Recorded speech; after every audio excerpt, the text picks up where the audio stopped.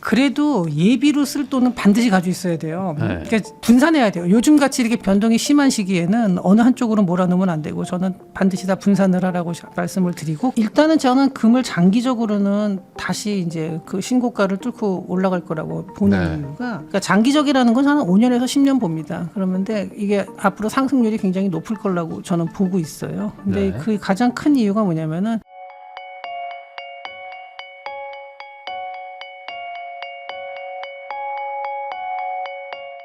안녕하세요. 부동산 읽어주는 남자입니다. 오늘은 산업연구원 연구위원이시자 경제학 박사님이시죠. 조현승 박사님 모시고 중동 전쟁부터 중국과 한국 경제 그리고 이제 여러 다른 자산까지 이야기 한번 나눠보겠습니다. 박사님 안녕하세요. 네, 안녕하세요.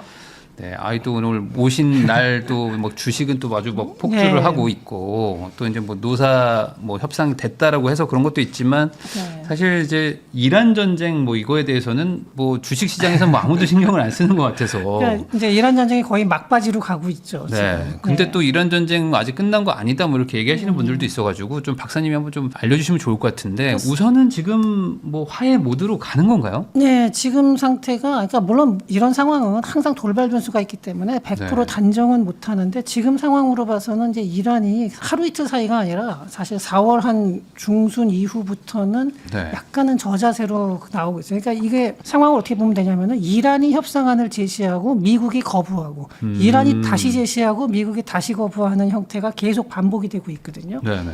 요걸 한번 제가 상황을 쭉 보면요. 4월 7일 이제 이란이 휴전 합의 이후에 단계적 개방을 발표를 했는데 네. 이때 미국이 수용하지 않았어요. 그러면서 4월 13일에 역봉쇄를 했죠. 그러니까 호르무즈 해협을 역봉쇄하면서 이란 무역량의 90%가 중단이 돼요. 이때. 그러니까 오만을 통과하는 우회 수출로가 있는데 그건 물량이 작습니다. 그러니까 결국은 이란이 그동안 전쟁을 하면서 버틸 수 있는 거는 원유를 수출했기 때문이에요. 네. 그게 이제 주로 중국으로 수출이 많이 됐는데 반면에 이 전쟁을 겪으면서 미국은 오히려 원유하고 LNG 수출이 사상 최고치를 찍었어요. 그러니까 미국 내에서는 석유값이 막 오르고 이러는데 비싸니까. 가솔린값이 오르는데 이게 이제 미국 정유회사들 입장에서는 해외에 파는 게 더 이익이기 때문에 네. 국내로 돌리질 않고 해외로 많이 팔고 또 하나는 이제 미국이 그동안 가지고 있는 그 석유가 지금 이제 중동산보다는 이제 미국에서 나오는 것 자체가 경질류가 많거든요. 네. 그래서 이제 이런 것들을 갖다 해외로 수출을 하는 경우가 많아서 미국은 중국이나 이런 다른 좀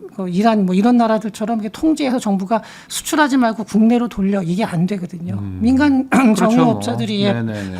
해외에서 파는 게 더 이익이다 싶으면 다 빠져나가는 거죠. 그러다 보니까 미국이 지금 현재 소비자들이 휘발유 가격이 많이 상승해서 어려움을 겪는 건 맞지만 미국 전체로 봤을 때는 오히려 지금 현재 상황을 그렇게까지 어렵게 보지는 않는 거예요. 그래서 미국이 계속 봉쇄를 하고 있는 상황에서 그 다음에 이제 이란에서 계속 나온 게 협상안이 5월 2일 날 이제 로이터하고 가디언에서 보도를 한 거에 의하면은 그 이란에서 추가적인 협상안을 제시한 게 우라늄 농축 수준을 기존의 60%에서 3.7%로 이거는 그냥 민수용이 되거든요.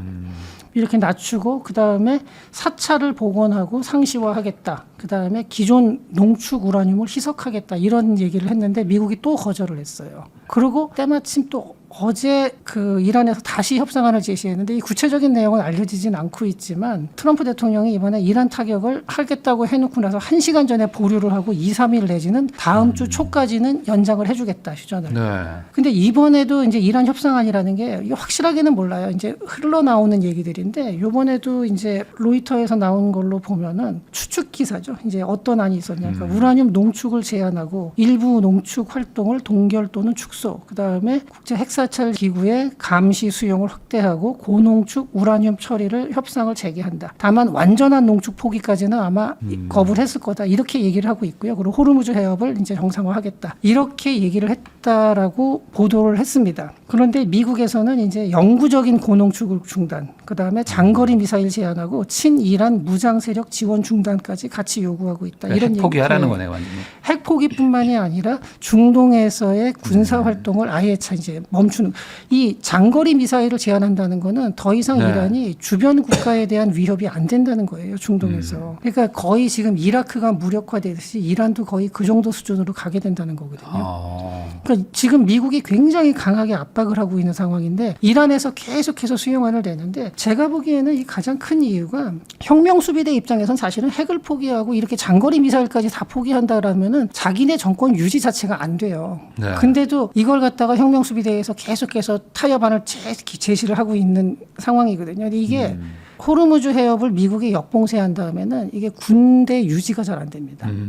돈이 완전히 끊겨요. 그 혁명수비대라는 게 정부에서 돈을 받는 게 아니거든요. 네. 혁명수비대 자체의 기업이 있잖아요. 그 금융이라든지 뭐 네. 석유 관련된 거, 건설 뭐 이런 쪽에 정보통신 뭐 이런 걸 갖다가 각 그 부대별로 이제 기업을 운영을 하면서 거기서 받는데 네. 석유 수출이 막히면은 혁명수비대에 운영 자금이 안 나와요. 당장 현실적으로 만약에 군인들 월급을 못 주게 되는 상황이 온다 그러면은 군대가 네. 유지가 안 되죠. 그 뭐 GDP의 뭐 3-40%뭐 차지한다 뭐 제가 뭐 더 넘죠. 그렇게 네. 들었는데 그게 지금 돈줄이 끊긴 거네요. 완전히 끊겼죠. 그러기 때문에 지금 이란으로서는 그전 같으면 상상도 못할 조건을 계속 제시를 하고 있는데 미국은 그것조차도 계속 거부를 하는 거예요. 그 완전히 전세가 역전된 거군요. 전세가 네. 뭐 사실 처음부터도 그러니까 그 호르무즈 막을 때는 예. 뭐 큰일 났다. 예. 미국이 쩔쩔맨다 이렇게 했는데 예. 지금 그런 상황이 전혀 아니네요. 그렇죠. 그러니까 사실 저는 그래도 그 전부터도 미국이 쩔쩔매는 상황이 아닌데 조금 보도가 특히 외신을 보면은 그렇게 미국이 쩔쩔맨다라고 나오지는 않거든요. 근데 네, 이제 네. 조금 우리나라에서 좀 이제 안 그런 보도도 몇 개가 있었지만 전반적인 상황에서 봤을 때 미국하고 이란의 군사력 격차는 워낙 크죠. 그렇죠. 예. 그런데 이제 미국이 최소한의 희생으로 지상군을 투입 안 하고 말하자면 한 대도 안 맞고 완전히 굴복을 시키겠다라는 거예요. 네. 물론 이제 이란의 체면을 살려주기 위해서 최종 타협안을 할 때는 뭐 어느 쪽에서 이겼다 막 이런 식으로 항복이라는 표현은 안 쓰고 뭐 미국이 뭐 이것도 지원해주고 뭐 나토나 이런 데서 이란의 복구 지원 뭐 이런 것도 할 거고 경제 제재 다 해주면서 서로 타협하는 형태로는 나오겠지만 실질적으로는 이란이 저렇게 되면은 혁명 수비대가 사실 지금 굉장히 아마 그 위태롭게 느껴질 거예요. 신정 정치에 반대하는 세력이 안 그래도 많았는데 이렇게 네. 되고 나서 이런 식으로 타협이 끝난다 그러면은 그 혁명 수비대가 과연 그 이란을 지금처럼 계속 신정 정치를 유지해 나갈 수 있을지 이 부분은 조금 어려움이 있을 거라고 보고요. 제가 사실 네. 저는 그래서 미국이 이제 호르무즈 해협을 4월 13일에 역봉쇄를 했을 때 저는 한 그게 4월 말에서 5월 초쯤에 아마 종전이 되지 않을까 싶었는데 제 예상보다는 조금 길어졌습니다. 이게 아마 이란에서 그래도 더 많이 버틴 건데 이제는 좀 한계에 온 게 아닌가 하는 생각이 듭니다. 그러면은 지금 뭐 중국에 가가지고 이제 트럼프랑 뭐 시진핑 네. 주석이 뭐 딱히 뭐 나온 게 없다 뭐 이런 식으로 네. 뭐 언론에서 저 본 게 있었는데 네. 그런 건 아니고 지금 오히려 미국이 더 내놔라 뭐 지금 네. 이런 거지 이란은 제발 여기서 합의합시다 정도라고 이해하면 될까요? 네, 사실 좀 상황은 그렇죠. 그리고 중국하고 이번에 시진핑 주석하고 트럼프 대통령이 만났을 때도 큰 구체적인 뭐 합의는 없고 원론적으로 우리 더 이상 안 네. 싸우겠다라는 말만 했지 사실 별로 의미 없는 어떤 의미 없는 화해 그렇죠, 제스처이긴 했지만 원론적으로는 이렇게 얘기하면서 중국도 이란 문제에 대해서 직접적으로는 언급을 잘 안 해요. 그리고 이란 문제에 대해서 미국한테 뭐라고 말을 안 하는 걸 보면은 미국이 이란을 처리하는 데 있어서 이란의 강한 우방 중에 하나인 중국도 우리는 신경 안 쓸게 지금 이런 선언을 한 거거든요. 그러니까 네. 이란 입장에선 더더욱 고립무원이 된 거죠. 야, 그러면은 지금 어쨌든 역봉쇄가 돼 있는 상태라서 지금 원유 가격도 높고 뭐 이런 거라고 봐야 되는 건가요? 그럼 이게 언제든지 합의만 되면 예. 우리가 우려했던 뭐 물가 인상이라든지 뭐 이런 뭐 금리 상승 이런 네. 거에 대해서는 뭐 금방 해소가 되는 건지.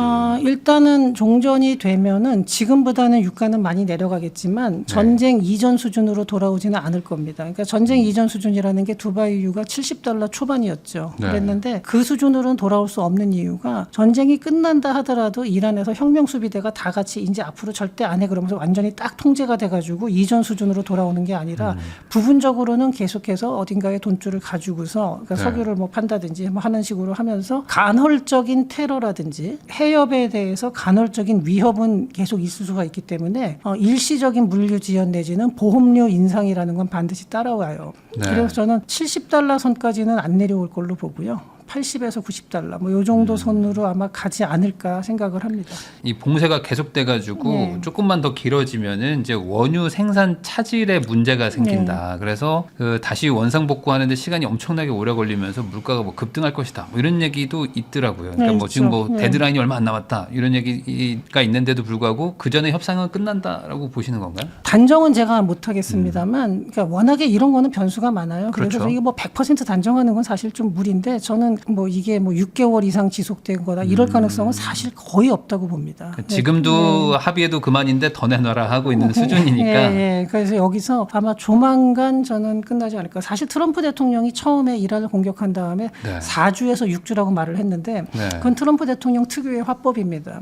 그 트럼프 대통령이 4주에서 6주 그러면 한 8주에서 9주 걸린다고 생각하면 되거든요. 네. 8주에서 10주 뭐 이렇게 봐야 되는데 실제로 지금 10주가 넘어갔죠. 근데 원래 전쟁이라는 게 항상 처음에 계획한 대로 착착착 맞아 떨어지는 경우는 거의 그렇긴 없죠. 하죠. 예, 가면서 계속 플랜 B가 나오는 건데 아마 지금 상황이 저는 이제 그 역봉쇄를 하고 이러고 난 다음에 지금 이란이 좀 한계점에 다다른 거 아닌가 하는 생각이 듭니다. 그럼 아까 말씀하신 거 그러니까 미국이 거절한 안만 봐도 사실 네. 이란 입장에서는 이제 완전히 다 뭐 내려놓는 그렇죠. 것과 비슷한 수준인데 예. 그럼 최소한 그 정도 아니면 그거보다 더 안 좋은 그러니까 이란 네. 입장에서는 더 안 좋은 합의안으로 이제 결론이 난다면 네. 사실상 이란의 경제는 뭐 거의 이제 뭐 붕괴된 수준이라고 봐야 되는 건가요? 오히려 경제는 이제 제재가 완화되고 그 다음에 복구 지원은 분명히 해줄 거예요. 나토든 아니면 뭐 미국이 중심이 되겠지만 전 세계적으로 네. 어느 정도까지는 복구 지원이 들어갈 거고 해서 이란 경제 자체는 오히려 지금보다는 조금 숨통이 트일 지금이 겁니다. 너무 안 좋았었던 네, 예. 거라서 예, 다만 이제 이란이 그동안 가지고 있었던 중동에서의 어떤 지위, 네. 국제적인 지위 그리고 군사적인 파워 이런 것들이 이제 약화되는 거죠. 굉장히. 그럼 뭐 이스라엘이나 뭐 사우디나 뭐 이런 네. 그 이란과 좀 이렇게 척을 지고 있었던 곳들도 이 정도면 그냥 만족하는 뭐 사실상 이제 이란이라는 어떤 그 위협이 없어졌다라고 봐도 네. 되는 걸까요? 요거는 어떻게 봐야 되냐면요. 이건 사실은 이제 미국이 이미 2024년에 그러니까 트럼프 대통령이 당선되기 전이에요. 이 네. 2기가 시작되기 전에 1기 때 국가안보보좌관을 했던 오브라이언이라는 분이 있거든요. 네. 이 오브라이언이 그 포린 어페어라는 외교 전문지가 있는데 여기에 그 칼럼을 하나 기고했는데 이게 상당히 그때 파장이 있었어요. 힘을 통한 평화의 귀환이라는 그 힘을 통한. 예, 네. 칼럼인데 여기서 이제 미국의 국가안보 전략에 대해서 어떻게 얘기를 하냐면은 지역을 크게 세 개로 나눠서 중국, 유럽, 중동 이렇게 네. 나눴을 때 중국은 미국이 모든 힘을 다 모든 역량을 다 동원해서 상대해야 되는 가장 강력한 적이다. 그다음에 유럽에 대해서는 나토는 지금 무장을 할 능력이 있는데 자기네들이 미국한테 지원만 받고 있고 안 한다. 그러니까 미국이 손을 떼겠다. 그러니까 완전히 떼겠다는 건 아니지만 나토 스스로 방위력을 키워야 된다. 이렇게 네. 얘기를 했고요. 중동에 대해서는 이스라엘을 중심으로 하되 이스라엘 혼자서 이거는 도저히 통제가 안 되기 때문에 미국이 중재자 역할은 충실히 하겠다. 이렇게 돼 있었어요. 네. 그리고 실제로 이스라엘하고 사우디 협정이 작년에 거의 맺어질 재작년인가요? 거의 맺어질 뻔했었죠. 그때 하마스가 이스라엘을 공격하잖아요. 재작년에. 네. 근데 그게 뭐냐면은 그때 언론에도 많이 보도가 됐었어요. 이건 이스라엘하고 사우디하고 평화 협정을 맺으려고 한다는 거는 보도가 많이 됐었죠. 우리나라 언론에서도 곧 뭐 서로 왔다 갔다 하면서 얘기하는데 갑자기 하마스가 치면서 이 협정이 깨진 거예요. 왜냐하면은 그 하마스랑 이스라엘이 전쟁을 하는 와중에 명색의 그 수니파의 맹주라는 사우디가 이스라엘하고 평화 협정을 맺는 거 이러면은 전혀 명분이 없어지거든요. 그래서 사우디도 이제 평화협정을 멈췄는데 이 얘기는 뭐냐면은 이스라엘하고 사우디가 평화협정을 맺으면은 둘이 이제 물론 그 상당히 사이 안 좋은 동맹이죠. 약간 오월동주식으로 가는 거긴 한데 이렇게 되면은 이란은 완전히 고립되는 거예요. 중동에서. 그러니까 이렇게 되는 상황인데 지금 현재 그것 때문에 이게 그 이란에서 하마스를 아마 둘이 교감이 있었겠죠. 이걸 막으려고 했던 거고. 근데 지금 현재 이란 전쟁을 통해서 이란이 저렇게 군사력이 크게 약화된 상황. 지금 이라크가 과거에는 중동의 맹주 중에 하나였지만 지금은 거의 힘을 못 쓰는 상황이 됐거든요. 그러니까 이란도 그렇게 만들어 놓고 나면은 이제 중동에서 힘이 있는 나라, 힘을 쓸 수 있는 나라는 이스라엘하고 사우디밖에 없다는 거죠. 그래서 이스라엘하고 사우디가 평화협정을 맺고 미국이 뒤에서 중재자로 조정을 해주는 역할을 한다 그러면은 이스라엘, 사우디 중심의 이제 중동 평화를 유지한다는 건데 사우디라는 나라가 결코 미국한테 이렇게 우호적인 나라는 아니기는 하지만 이 차이가 이란하고의 차이는 뭐냐면은 사우디는 대화가 가능하고 어쨌든 논리적으로 협상이 가능한 나라예요. 그러니까 이란이 만약에 핵을 무장을 한다 그러면은 이거는 통제 불가능한 위협이 되는 거고 사우디하고 이스라엘 간에 평화 협정을 맺고 아슬아슬한 평화를 유지해 나간다 그러면은 이거는 통제 가능한 불안 정도죠. 그러니까 통제 불가능한 위협을 통제 가능한 불안으로 다 바꾼다는 거죠. 네. 미국의 중동 전략은 이렇게 돼 있다는 거는 이미 2024년 8월에부터 사실은 공개적으로 이미 선언을 한 거예요, 미국에서는. 그리고 이게 과연 트럼프 정부만 그러냐? 하는 방식의 차이나 표현의 차이가 있을 뿐이지 민주당도 요 국가 전략은 비슷합니다. 그러면 이렇게 되면은 결국에 이란에 있는 혁명 수비대가 네. 자기들 기득권을 지키는 거를 어쨌든 최우선으로 할 텐데 뭐 어쨌든 뭐 일부 핵을 좀 네. 포기하더라도 근데 그 혁명 수비대가 남아 있으면 어쨌든 미국 입장에서는 또 불안 요소인 거니까 이번에 아예 협상안에서 끝을 내겠다 뭐 이런 건가요? 예, 그래서 사실은 사우디하고 이스라엘이 네. 오히려 둘이 휴전한다 그럴 때 제일 반발하는 게 말라고. 카타르 뭐 이런 나라들이잖아요. 그 나라들이 그렇게 하는 게 뭐냐면요. 미국이 이번 전쟁에서 이란을 이제 군사력을 약화시켜 놓고 떠난다 그러잖아요. 네. 앞으로 중동의 평화 질서를 지켜야 되는 건 이스라엘과 사우디의 숙제예요.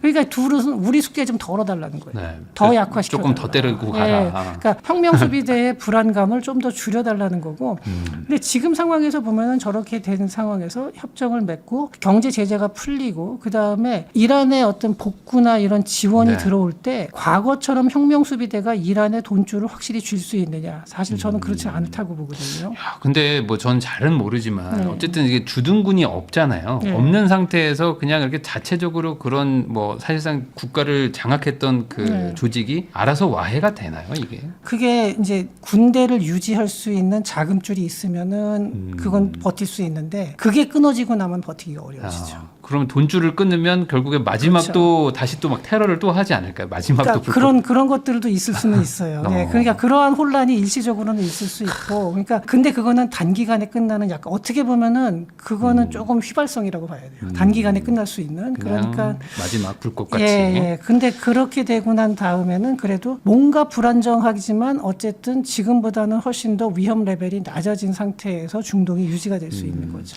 그러면 어쨌든 저희 채널은 또 재테크 좋아하는 분들이 많이 보시니까 이 상황에서 그러면 이제 중동에 의지하는 그 원유 수입을 좀 네. 다변화한다. 예. 이게 한국의 전략으로 채택이 되는 건가요? 아니면 또 이제 미국에서 가져오는 게 또 쉽지 않다. 뭐 이런 얘기도 있어가지고. 그게 두 가지인데 물론 중장기적으로는 당연히 다변화할 겁니다. 다변화하는데 일단은 우리나라가 중동의 의존도가 굉장히 높아요. 근데 네. 가장 큰 이유가 이게 더 싸기도 한데 또 하나는 각 지역마다 나오는 석유가 유질이 다릅니다. 그러니까 네. 주로 이제 중동에서 나오는 게 좀 중진류 계열이죠. 그리고 미국에서는 경질류 계열이 나오는데 경질류가 더 맑어요. 그러니까 중진류가 좀 더 끈적거리고 그 다음에 네. 황 들어가는 성분도 중동에서 나오는 게 황이 좀 많거든요. 그래서 우리나라의 정유나 석유화학 쪽에서 보면은 중동산에 특화가 돼 있어가지고 모든 설비가요. 예, 설비가. 그래서 물론 이제 경질류를 가져와도 안 되는 건 아닌데 효율이 굉장히 떨어지죠. 네네. 탈황 시설이나 이런 것도 일정 부분 멈춰야 되고 거기서 나오는 또 나프타나 이런 거 비율이 다 다르거든요. 그 석유마다. 그래서 그런 면에서 봤을 때 중동산 비율이 어느 정도 높은 거는 유지될 수밖에 없지만 뭐 새로 증설을 한다든지 뭐 공장을 새로 짓는다든지 하는 거에 있어서만큼은 좀 다변화시킬 수밖에 없죠. 이제 지금 상황은 효율뿐만이 아니라 안보가 같이 들어가요. 경제 안보라는 말이 이제는 거의 그냥 막 따라오잖아요. 과거에는 그런 말을 거의 안 썼었지만 네. 그렇기 때문에 앞으로 중장기적으로는 좀 다변화시켜야 되는 게 어쩔 수 없는 선택이죠. 그럼 뭐 정유 시설에 대한 뭐 신규 네. 발주 같은 것들도 좀 나올 네. 수도 있을 것 같네요. 아무래도. 그게 당장은 아니지만 그럴 가능성이 있죠. 반대로 그 이란을 재건하는 그 네. 재건 관련된 뭐 기업들이 네. 이란에 또 한국이 또 이란과 뭐 아주 뭐 척지고 지낸 건 그렇죠. 아니라서 네. 괜찮다. 오히려 재건에 우리도 네. 역할을 할 것이다. 뭐 이런 얘기도 있던데 아니면 중동에 뭐 미사일 타격된 설비들도 고치러 가야 되고. 네, 뭐 우리가 뭐 건설이 워낙 강하니까요. 우리나라가 또 많이 가긴 갈 텐데 그렇다 하더라도 일단은 가장 많은 기회가 주어지는 거는 미국 쪽이겠죠. 미국 기업들하고 유럽 기업이 더 먼저 갈 텐데 어쨌든 그 양이 많다 보니까 당연히 우리나라한테 들어올 거고 또 우리나라가 건설이 약한 나라가 아니고 굉장히 이제 강한 나라로 건설 능력이 시공 능력이 뛰어나기 때문에 우리나라한테도 기회가 많이 올 겁니다. 그러면 이제 큰 틀에서는 뭐 물론 중동발 뭐 물가 상승 요인이 아예 없어진 건 아니겠지만 네. 뭐 세간에서 막 걱정하는 뭐 금리 인상을 막 급격하게 해야 될 정도의 물가 뭐 급등이 올 것이다 이런 정도까지는 좀 아니라고 봐야 될까요? 그러니까 어느 정도까지는 되겠지만, 그러니까 이게 이제 뭐 정도 차이예요. 그러니까 저도 이제 금리 인상 가능성을 배제하지는 않습니다. 올해 내에 금리 인상이 미국이 금리 인상을 할 가능성이 있는데, 네. 그게 이제 아주 심각하게 과거의 오일 쇼크만큼 장기간 영향을 줄 정도까지는 아닐 거로 보고 있습니다.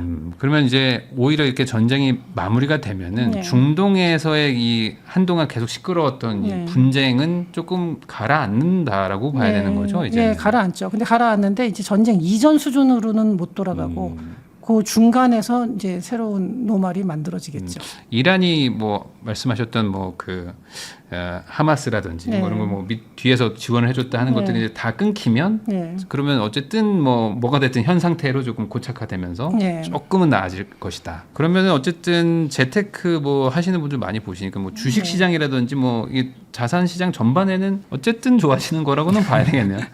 그렇긴 그렇게 합니다. 길게 네. 남진 않았다. 네, 그렇긴 하고 일단 일시적으로 휴전이 되면은 모든 자산 시장이 일시적으로 한번 점프를 할 거예요. 그러겠죠, 근데 아무래도. 그 이후에 근데 또 소요가 나타나면 또 그러니까 변동성이 커진 거는 맞고요. 또 네. 실제로 이게 휴전을 한다고 해서 중동의 불안이 완전히 사라지는 건 아니기 때문에 항상 그런 위험은 좀 남아 있긴 합니다. 다만 이제 과거처럼 이라크도 처음에 미국이 그때 이라크에 이제 들어가서 사실은 그때하고 미국하고 전략이 많이 달라진 게 그 당시에는 미국이 이라크에 들어가서 정말로 친미 정권을 세운다. 네. 아니면 민주주의 정권을 세운다. 이런 게 그 당시에 미국의 기조였어요. 그때 아프간도 그랬었고. 근데 지금은 미국이 그게 완전히 달라졌어요. 전략이. 그래가지고 그때처럼은 안 하는데 지금 이란도 이제 가면은 무력화 시켜놓고 나온다고 했지만 그렇다고 해서 무기가 전혀 없는 게 아니기 때문에 산발적인 소요는 당분간 좀 지속될 수도 있으니까 그런 점은 좀 감안을 해서 투자를 하시는 게 좋을 뭐 겁니다. 갑자기 또 뭐 유조선에 미사일이 막 날아갈 수도 있다. 뭐 이건 알 수 없다. 그런 이거는. 게 그러니까 간헐적으로는 나타날 수 있다는 거죠. 근데 미사일을 큰 걸 쏘긴 어려워요. 왜냐하면 그게 감시를 그렇겠죠. 하는데 어떤 기계든지 이렇게 올라와서 쏠려 그러면 예열이 되기 때문에 요즘에는 옛날처럼 사람이 눈으로 보고 레이더로 보는 게 아니라 AI가 이게 그렇죠. 예열이 되는 순간에 그대로 가서 때리거든요. 그래서 아주 큰 대규모 타격은 어렵고 아마 소규모로 이제 좀 이렇게 뭐 테러 비슷하게 나올 수는 있겠죠. 그렇지만 뭐 대세적으로 위협이 네. 되지는 않는 정도에서 마무리될 것 같다. 그렇죠. 예. 조현승 박사님하고 이야기 나누고 있는데요. 이 이란 전쟁이 어느 정도 이제 마무리가 될 것 같다 정도로 이제 얘기를 해주셨는데 이제 오히려 이 전쟁 때문에 뭐 이득이 미국이 조금 더 얻은 것 같기도 하고 반대로 중국은 예상치 못하게 또 타격을 입었다 뭐 이런 얘기들도 있더라고요. 예, 그러니까 일단은 이제 동아시아 국가들이 전반적으로 그 중동 의존도가 높아요. 우리나라뿐만이 아니라 뭐 대만이나 일본, 일본도. 중국 전부 다 그 중동산 석유를 많이 쓰기 때문에 타격이 큰데 중국이 이게 조금 더 이제 커요. 왜 그러냐면요. 그동안 이란의 석유를 디스카운트된 그러니까 할인된 가격으로 사온 게 중국이거든요. 네. 그 글로벌 시세보다 한 10에서 많으면 20% 이상 싸게 사왔어요. 그동안. 어떻게 사왔냐면 그림자 선단이라는 게 있는데 이게 네. 그러니까 중국의 대형 기업들, 국영 기업, 뭐 석유, 천연가스, 뭐 이런, 그러니까 CNPC 같은 거 있죠. 이런 데는 안 들어가고 대신에 이제 민영 기업들이 이제 작은 민영 기업들이 그 티팟이라고 부르거든요. 이걸. 티팟? 예, 티팟이 뭐냐면은 왜 티팟 가지고 여기저기 이렇게 따를 수 있잖아요. 네, 그런 네. 것처럼 가가지고 돌아다니면서 이렇게 공해상에서도 석유 받아오고 뭐 다른 나라로도 가서 받아오고 뭐 이런 식으로 해요. 그래서 요걸 갖다가 원산지를 인도네시아산이나 말레이시아산으로다가 둔갑을 해가지고 중국으로 들어오는 거죠.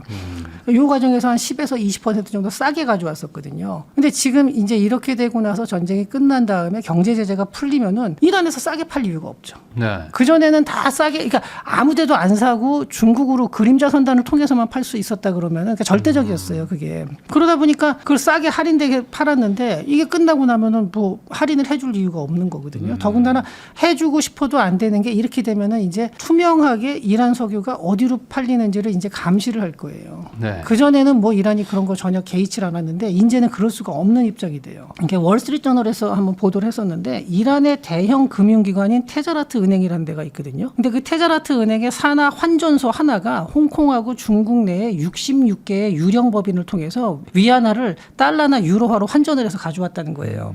이 얘기는 뭐냐면은 중국에서 그만큼 이제 이란보다 돈을 받았겠죠. 송금을 했다는 건데 네. 왜 주겠어요? 네. 줄 이유가 없죠. 이거 하고 그다음에 또 하나는 중국에서 사회 기반 시설 가서 건설에서 상당히 많은 지원을 해줬거든요. 그냥 해줄 리가 없죠. 그렇죠. 그러고서 이제 원유를 가져온 거죠. 이거는 물물 교환도 하는 거고 이런 식으로 하면서 이게 월스트리트저널에서 이제 중국에서 그림자 선단이 어떻게 운영되는지를 보도한 내용인데, 그러니까 그런 식으로 해왔었는데 이제 이런 길이 다 막히는 거죠. 그럼 중국 입장에서는 어쨌든 원유를 비싸게 사오는 것도 타격인 네, 거고, 그렇죠. 그리고 이란과 중국의 사이도 그럼 이제는 안 좋아진다고 봐야 되는 걸까요? 반드시 나빠질 건 아니지만 그 전처럼 그런 밀월 관계가 되기는 어려운 거죠. 이제 그런 게 다 끊어지는 거죠. 이번에 어쨌든 예. 편 들어준 건 아니잖아요. 예, 정확하게는 뭐 좀- 저희 지원을 뭐 뒤로는 조금 해줬겠지만 예, 예. 뭔가 이 공식적으로는 좀 그렇죠. 서로 그냥 남남으로 가자 약간 이런 예. 느낌이어가지고 좀 실망하지 않았을까. 아무래도 좀 그런 네. 면은 있겠죠. 감정적으로. 예. 거기다가 이제 중국산 무기들도 또 이란이 많이 썼는데 네. 이번에 뭐 이렇게 딱히 성능이 좀 안 좋게 나온 것 같아요. 그게 이번에 아주 중국도 큰 충격을 받은 것 같아요. 그러니까 베네수엘라에서도 다 중국산 그 네, 방공망. 네, 방공망인데 그리고 그때 마두로 대통령이 화웨이 폰을 썼거든요. 그러면서 네. 이거는 미국이 절대 해킹을 못한다. 다 됐거든요. 그래서 이번에 중국에서 어떤 일이 있었냐면요. 중국의 그 과학 쪽을 이제 군사 무기랑 관련된 게 이제 제일 이제 유명한 게 중국 공정원하고 중국 과학원이 있어요. 네. 여기에 원사라는 게 있는데 원사가 뭐냐면은 최고 과학자하고 공학자한테 이게 수여되는 종신 명예직이에요. 그러니까 이 원사라는 건 정말 아주 굉장히 그 네. 중국에서 보면 최고의 그 기술자들인 거죠. 네네네. 근데 이 사람들 중에서 중국 공정원에서 3명의 원사가 홈페이지 명단에서 제외가 됐어요. 자오싱건 전 중국 공정원 부원장, 그리고 레이더 전문가인 우만칭, 그리고 미사일 전문가인 웨이인, 이 3명이 갑자기 홈페이지에서 사라졌습니다. 최근에. 네. 그다음에 중국 과학원에서는 류궈주, 이 사람은 핵실험 기지 사령관이고요. 양웨이, 중국에서 첫 스텔스기를 개발해가지고 이 칭화대 출신으로 아주 유명한 사람이에요. 중국의 영웅이었거든요. 네. 사라졌습니다. 그래가지고 얘기 나오는 게 뭐 이게 부패 혐의도 있고 뭐 어쩌고 저쩌고 하는데 현재의 중국의 군사 과학 시스템이 미국하고 격차가 많이 벌어져서 이 시스템으로는 안 된다. 완전히 뒤바꿔야 된다라는 거죠. 그러니까 아마 중국에서는 지금 이게 공식적으로는 보도를 안 하지만 상당히 이런 부분에 대해서 물갈이를 하고 있다라는 이제 정황이 지금 보이는 거죠. 아, 약간 자신감을 가졌었는데 이번에 무기 체계가 이렇게 확 뚫리는 걸 보면서 이거 쉽지 않겠다. 네, 근데 이제 물론 중국이 워낙 또 돈이 많고 또 그 네. 인력도 많아요. 그래가지고 막 또 투입해서 그 딥시크가 나오는 것처럼 정말로 또 아주 뛰어난 게 나올 수도 있는데 그럼 그동안 미국은 가만히 있느냐는 거죠. 네. 미국도 또 그만큼 투자가 되고 발전을 한다는 거거든요. 그러니까 지금 이 체제 경쟁 속에서 서로 간다 그러면서 격차가 한동안 약간 좁혀지는 것 같았지만 2010년대에 보면은 네. 미국하고 중국의 GDP 격차도 좁혀지고 2018년에 IMF 보고서에서 보면은 2030년이 되면은 중국이 이제 GDP가 미국을 추월할 거다 이런 보고서가 나왔었거든요. 근데 그 이후로 중국과 미국의 GDP 격차는 더 벌어졌어요. 그리고 군사 기술 같은 경우도 요번에 드러났듯이 아직까지는 미국하고는 좀 격차가 있는 걸로 드러났죠. 그러니까 이렇게 보면서 중국 입장에서도 이번에 약간 상당히 불안감을 느낄 가능성이 있죠. 시진핑 주석도.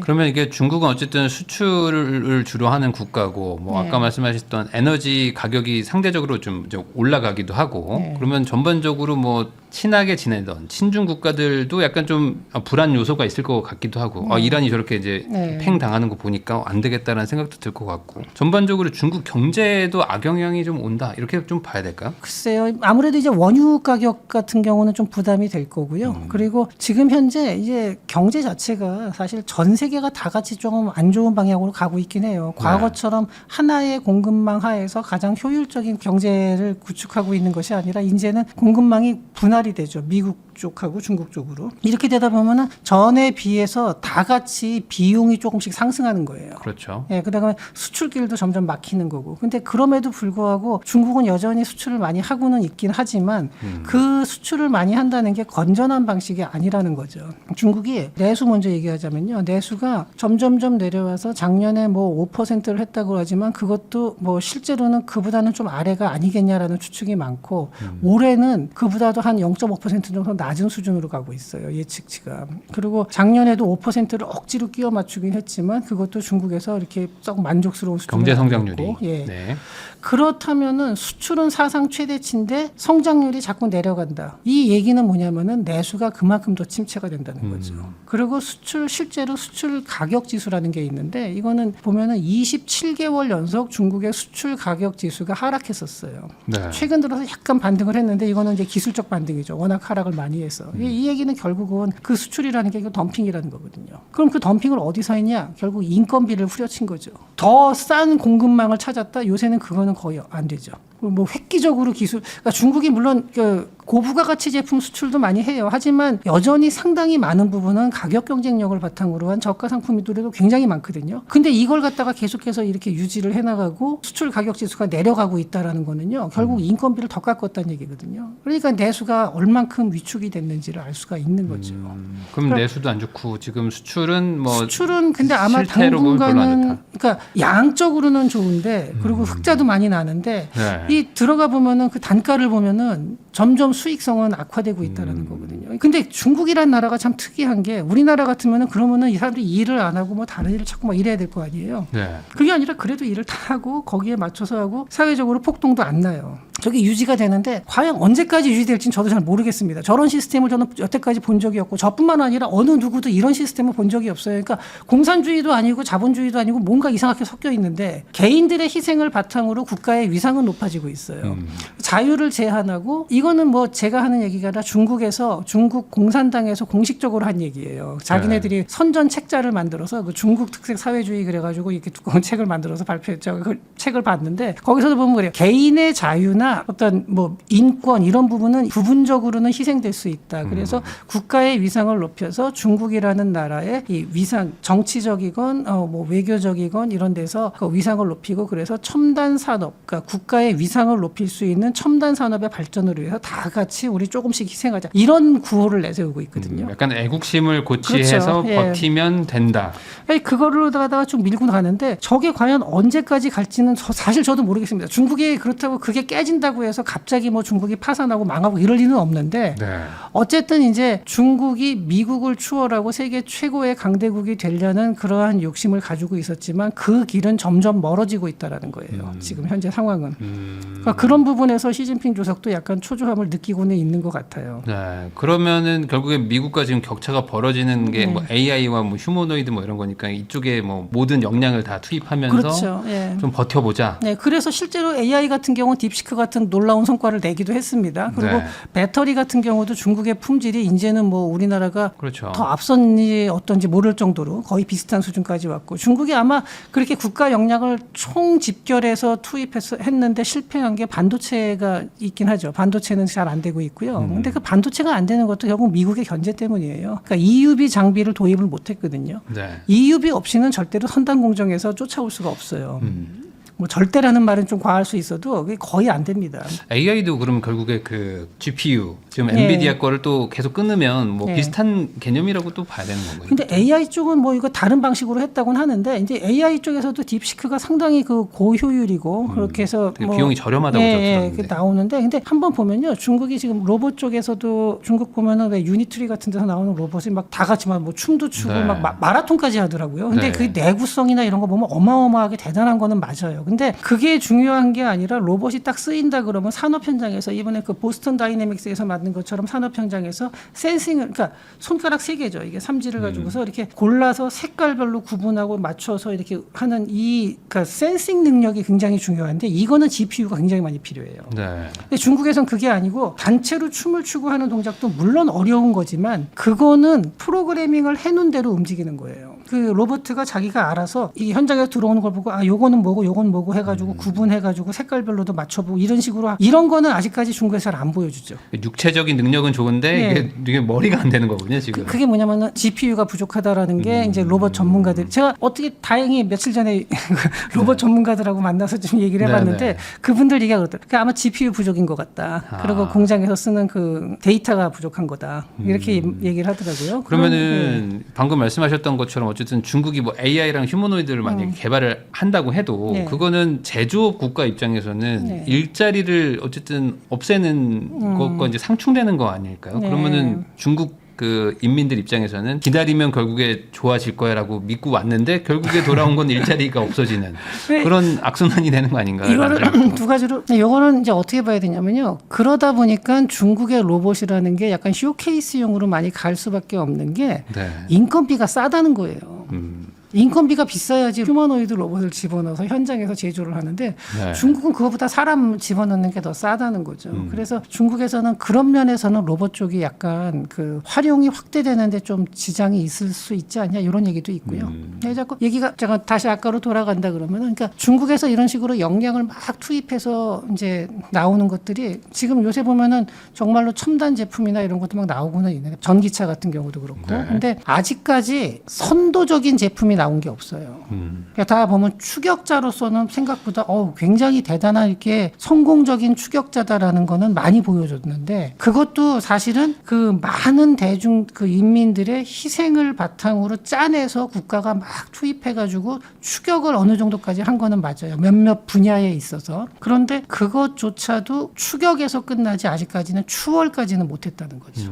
그러니까 그렇게 보면은 중국이 이제 미국하고 경쟁을 해서 체제 경쟁을 통해서 미국을 앞서려고 한다고 이제 목표가 그거라면은 그거는 점점 가능성이 점점 낮아지고 이제 꿈이 점점 멀어지고 있는 상황인 거죠. 그 부분에 대해서는 여전히 뭐 포기를 했다거나 뭐 그런 건 아니죠. 절대 아니죠. 그런 건 절대, 아니죠. 예, 절대 아니고 그걸 네. 계속 추구하고 있고 어떤 분들은 그래요. 뭐 중국이 곧 망한다 어쩐다 하는데 망할 리는 없어요. 그러니까 망한다는 개념이 어떤 건지 모르겠는데 물론 뭐 짐바브웨 이렇게 되면 망한 거죠. 그거는 네. 뭐 소말리아 이런 거는 진짜 나라가 망했다는 표현으로 써도 되는데 중국이 그렇게 망하지는 않겠지만 어쨌든 지금처럼 저렇게 가는 거에 있어서 시스템이 한 번쯤 이렇게 브레이크 걸리면서 뭔가 약간 지연이 되고 미국과의 격차가 조금씩 점점 더 벌어지고 있는 것이 아닌가 약간 이런 생각이 드는 거죠. 아까 이제 내수가 안 좋다고 얘기를 해주셨는데 그러다 보니까 지금 뭐 청년 취업률도 엄청 안 좋고 그렇죠. 뭐 영화 네. 같은 것들도 보면은 뭐 배달 이런 네. 것들도 너무 많이 경쟁이 치열해가지고 네. 이제는 뭐 너무 심각한 수준이던데 그걸 어떻게든 네. 정치 체제가 누르고는 있는 거잖아요. 그렇죠. 그런데 그 중국의 실업률이 청년 실업률 보면은 뭐 유럽이랑 큰 차이 안 나는 거, 그러니까 드러난 거는 그래요 숫자로는. 네. 근데 네. 그거 믿는 사람 거의 없죠. 특히 청년 실업률 통계는 이건 뭐 중간에 통계 중단했다가 갑자기 나오는데 실업률이 뚝 내려가 있고 그러니까 도저히 믿을 수 없는 청년 실업률이고 굉장히 높은 거는 맞는데 전반적으로 지금 그 내수 침체가 상당히 심각해. 그러니까 중국은 아주 뛰어난 성과도 나오고 있으면서 불안 요소도 굉장히 같이 커져요. 네. 이게 두 개가 같이 커져가는 사회거든요. 그러면서 미국을 쫓아가는 거는 계속해서 점점 더 어려워지고 해야 있고, 되고. 예, 또 이번에는 전쟁을 통해서 보니까 중국이 그동안 그렇게 막 우리가 내세웠던 국가 전략 산업, 뭐 방위 산업 쪽에서 보니까 미국하고 격차가 너무 또 크게 느껴지고 이제 이런 것들이 나타나니까 지금 아마 중국에서도 자기네들의 강점도 뚜렷해요. 그 제조업 그 능력 정말 그렇고 네. 아무리 뭐 저가 어쩐다 하더라도 어쨌든 그렇게 싸게 많이 수출해 낸다는 것도 정말 대단한 능력인 건 맞죠. 그렇긴 한데 그럼에도 불구하고 저는 불안 요소 쪽이 조금 더 크다는 느낌은 듭니다.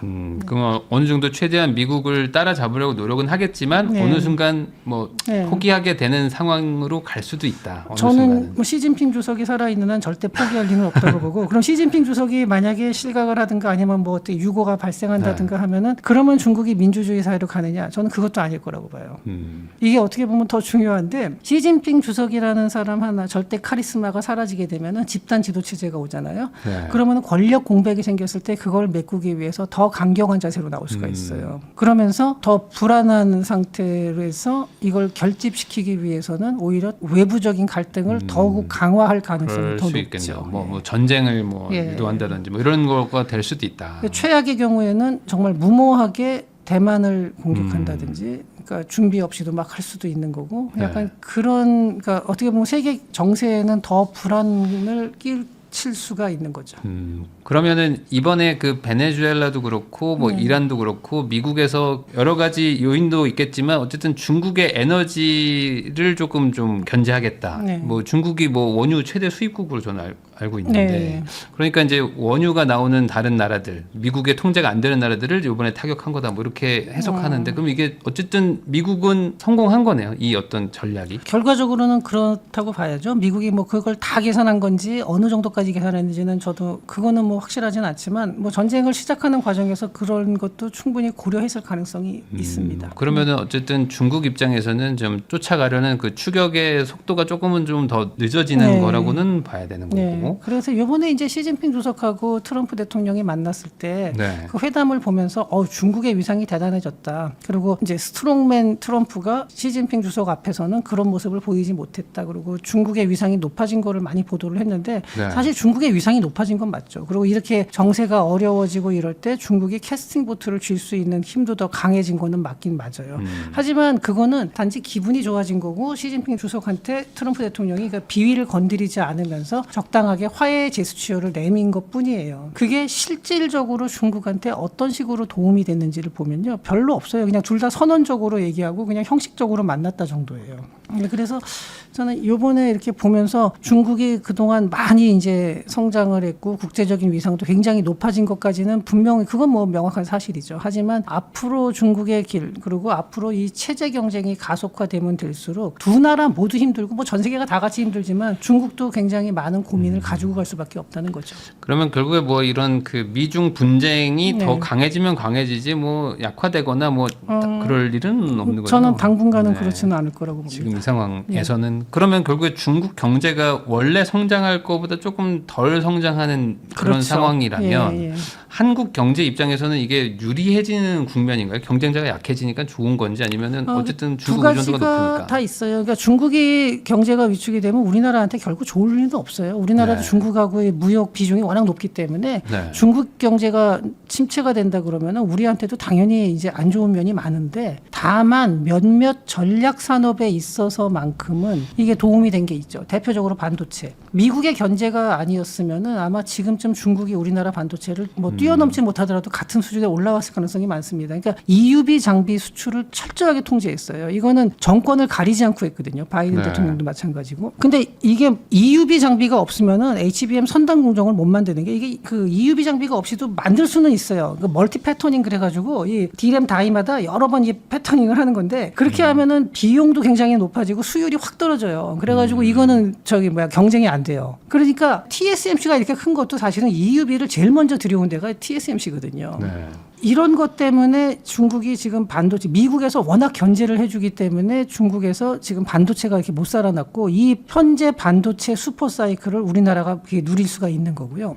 그 다음에 이제 배터리도 북미 시장을 차단을 했죠, 사실상. 네. 그래서 이제 배터리 같은 경우 우리나라 전기차나 배터리가 그래서 이제 미국으로 들어가는데 그 상당히 도움이 된 거고 그다음 조선 같은 경우도 만약에 미국하고 중국의 사이가 좋다 그러면은 중국의 조선이 아마 미국 군함 건조에 또 많은 부분 참여했을 겁니다. 우리나라도 참여했겠지만 근데 네. 지금은 중국을 완전히 배제하기 때문에 이런 기회들이 우리한테 오는 거고요. 원전 같은 경우도 중국하고 치열하게 경쟁을 해야 되는 분야지만 지금은 중국이 뭐 미국 시장이나 아니면은 미국 동맹 국가들하고의 관계에서 그 중국의 기술이 들어올 여지는 사실상 없다고 봐야죠. 그러니까 이렇게 보면은 전반적으로 우리나라 경제의 중국의 침체가 우리나라한테도 물론 안 좋은 면도 있지만 이런 전략 산업들 입장에서는 중국하고 경쟁을 하고 있는 이 전략 산업에서는 상당히 큰 도움이 된 거죠. 방산도 그런 면에서는 좀 그럼요. 도움이 되는 거죠. 예, 방산도 네. 많이 도움이 되고. 그러면 이제 말씀해주신 그 업종들을 다 합치면은 그 지금 코스피의 거의 대부분 아닙니까?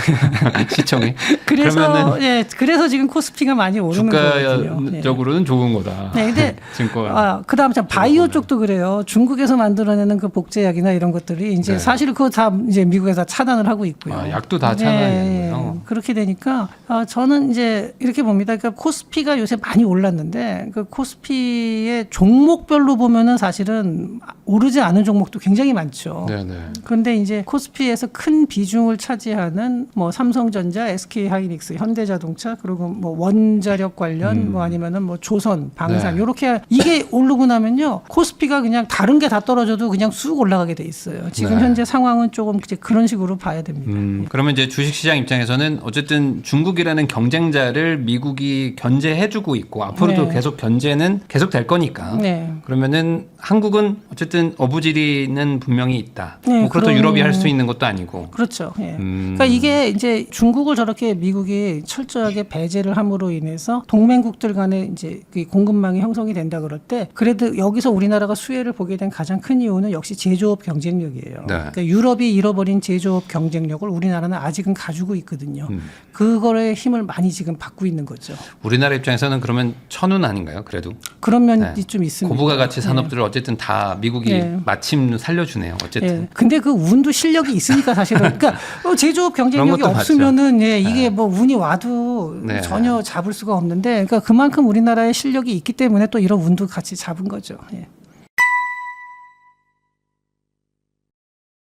산업연구원의 조현승 박사님하고 이야기 나누고 있습니다. 한국 경제는 그래도 천운이라고 얘기는 해주셨는데 또 반대로 얘기하면은 한국 경제가 뭐 반도체만 좋지 뭐 나머지는 뭐 또 안 좋다. 뭐 특히 뭐 내수라든지 네. 뭐 경제 성장률, 뭐 잠재 성장률 다 안 좋다. 뭐 이런 얘기들도 계속 나오고 있잖아요. 특히 요즘에 또 살짝 조용해지긴 했지만 원화가 다시 또 1,500원을 또 돌파했고 네. 뭐 이런 상황인데 어떤 돈의 가치 이런 기준으로 봤을 때 지금 뭐 심각한 상황인가요? 우리나라가 환율이 이렇게까지 올라가게 된 게 사실은 작년부터 시작이 됐죠. 그러니까 통화량이 그 M2 기준으로 통화량 증가율이 주요국 중에서 그러니까 OECD 주요국 중에서 가장 빨랐습니다. 그러다 보니까 이제 좀 환율이 많이 올랐는데 그 상황에서 이번에 전쟁이 터졌죠. 그러면은 동아시아 국가들 특히 이제 중동산 그 원유 수입 비중이 높고 그 다음에 무역 비중이 높은 나라들이 더 큰 타격을 받게 되는데 우리나라는 안 그래도 이제 환율이 많이 올라가는 상황에서 이게 충격을 더 준 거죠. 그래서 이제 가장 환율이 많이 올랐는데 지금 현재 상황에서 그러면은 통화량을 줄이고 그러니까 말하자면은 원화 공급을 줄이고 달러 수요를 이제 감소시키고 오히려 원화 수요를 높여야 되는데 그러니까 상대적으로 원화 공급을 줄이고 이렇게 가야 되는데 그럴 여지가 있느냐 봤을 때 또 그게 쉽지가 않은 게 만약에 우리나라의 금리가 다른 나라보다 높으면은 이런 원화 수요가 늘어나거든요. 네. 이렇게 되면 환율이 내려갈 수가 있는데 지금 그러기도 또 어려운 상황이고요. 지금 정부에서. 그래서 종합적으로 봤을 때 이 환율이 전쟁이 끝나면 지금보다 내려갈 겁니다만 네.